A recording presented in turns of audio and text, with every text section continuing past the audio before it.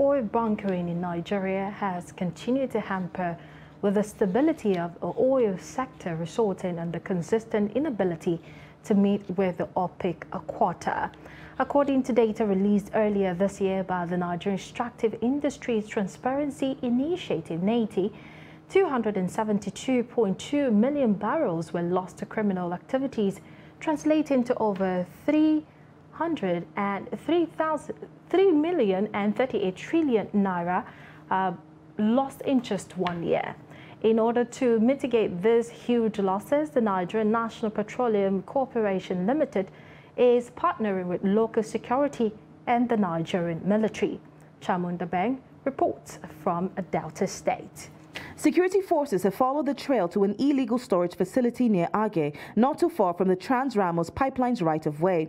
There they have found an unpropelled barge that was alternately loading crude oil and illegally refined automotive gas oil. The barge, Brighton 1, is undocumented and unregistered with the correct maritime authorities.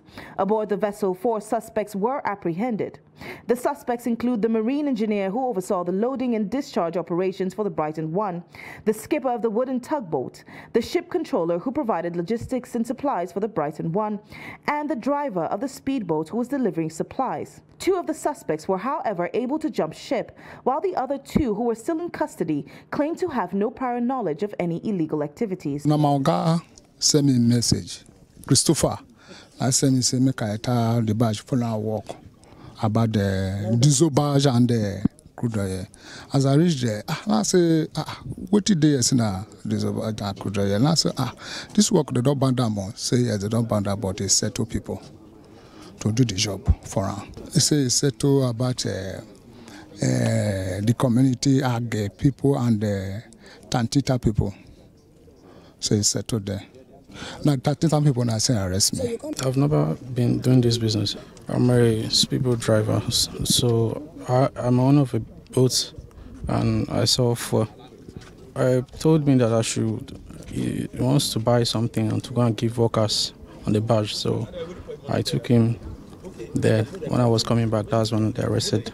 The illegally obtained crude oil was being discharged into a foreign-owned ship, the name and ownership of which is still unknown. We placed a lot of intelligence on the maritime activities of these illegal ships in Nigerian waters.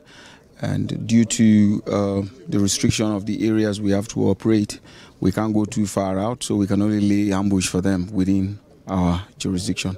They got a locally made tug to push them deep into the bush, where they loaded AGO, illegally refined, and at the same time got their pipelines to take crude. Upon investigation, we discovered that 4 of the holds had contained illegal hydrocarbons, some crude, some AGO, illegally refined. Was sometimes the big players in this game, they don't want to come, and when these smaller boys they use tend to exert some fear and whatever, they tend to give them false sense of courage that they've settled army, they've settled this, they've settled that, which is not true.